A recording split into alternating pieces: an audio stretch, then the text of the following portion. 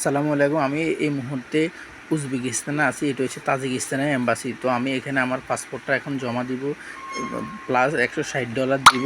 $160 দিয়ে আমি ভিসার জন্য আবেদন করব। এখন আর সকাল 9টা, এবং এখন আবেদন করলে এখানে জমা দিয়ে পাসপোর্ট এখন আবেদন করলে আমি সন্ধ্যার মধ্যে ভিসা পেয়ে যাবেন। তো আপনারা যারা তাজিকিস্তান বা কিরগিজস্তান যেতে চাচ্ছেন এই মুহূর্তে, আপনার জবের ক্ষেত্রে হোক বা ট্রাভেলের ক্ষেত্রে হোক, তো এখান থেকে বেসিক্যালি আপনাকে ট্রাভেল ভিসা দিবে। আপনি ওখানে জবে কনভার্ট করতে পারবেন ওখানে গিয়ে তাজিকিস্তানে। তো আপনি বাংলাদেশ থেকে কিরগিজস্তানে ভিসা পাবেন না কিরগিজস্তানে। তো এখন বাংলাদেশে অনেকে উজবেকিস্তানে গিয়ে তাজিকিস্তান এম্বাসিতে পাসপোর্ট জমা দিয়ে ট্যুরিস্ট ভিসা নিয়ে কনভার্ট করে ওখানে থেকে যাচ্ছেন কাজের ভিসা।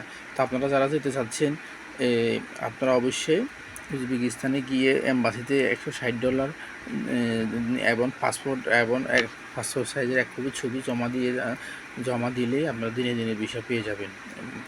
ওয়ান ডে, অর্থাৎ আপনি সকালে যদি জমা দেন, বিকেলের মধ্যে ভিসা পেয়ে যাবেন। ধন্যবাদ সবাইকে। আসসালামু আলাইকুম।